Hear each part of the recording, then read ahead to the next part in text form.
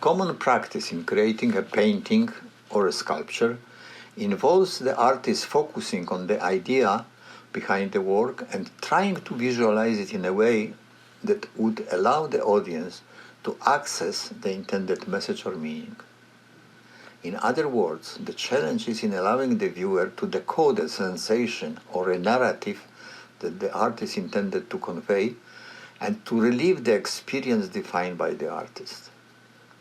However, when I arrived at Auschwitz and reflected on the events that took place within the concentration camp, I realized that there was simply no way to capture in a traditional sculpture the horror, suffering, and significance of Auschwitz.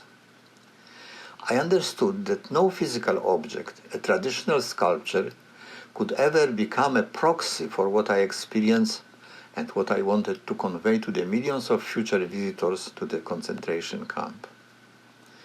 I also realized that it would be inappropriate to try to sum up the unspeakable suffering of millions without highlighting the individuality and unique life story of everyone who perished in the concentration camp. It occurred to me that it was necessary to reframe the very process in which the artist communicates with the audience, and that this also required a redefining of my task. I came to believe that instead of trying to share with the audience my own emotions and reflections, my role was to facilitate their own, very personal, individual, and private emotional and intellectual engagement with the place and its history. My task then became to inspire a profound, highly personal reflection and to provide each future visitor to the concentration camp with a dignified, solemn space to experience grief and sorrow. I also wanted to ensure that the memorial paid homage to the victims of Auschwitz in ways that honored them as individuals and acknowledged the value and uniqueness of their lives.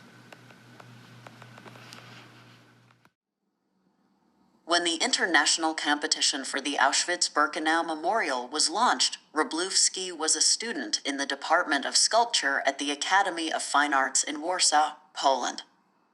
He and his friend Andrzej Latos to jointly consider embracing the challenge of envisioning a monument that would commemorate one of the most tragic events in the human history.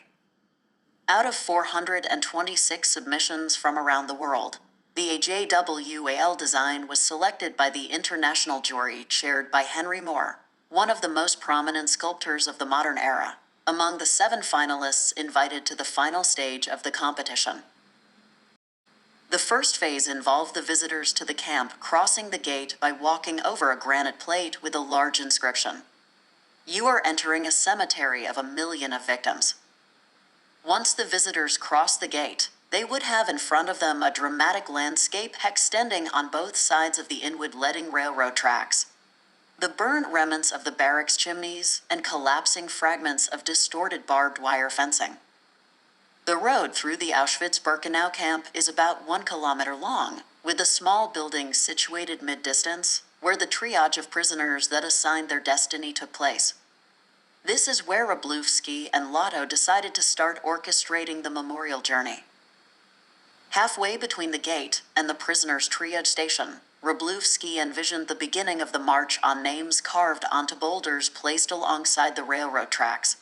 The intention was to place on the road as many boulders as the number of first names of identified victims of Auschwitz-Birkenau, and to inscribe the names in the languages and alphabets true to the origins. The artists imagined that the journey through the March of Names would evoke profound, powerful emotions, especially among those whose loved ones perished in the camp. They attempted to enable deeply personal, individual experiences and to find a way to pay homage to every individual victim in the context of a group memorial, amplifying and personalizing the sense of loss and grief. March of Names abruptly halted at the end of the railroad tracks, where the artists envisioned a sudden, dramatic drop of the terrain, creating a sharp hedge over a cliff. The edge of the cliff was conceptualized as the place dedicated to silent reflection, grieving, commemoration, meditation, and prayer. Some distance from the edge of the cliff, the artist situated a serene, concrete wall erected perpendicular to the bottom of the ravine. In front of the wall, one last large, unnamed broken boulder was placed to remember all the Auschwitz-Birkenau victims who may have never been identified. On the top of the wall, just above the horizon line, there was a hexahedron made from translucent glass with some embedded ashes collected from the crematoria sites.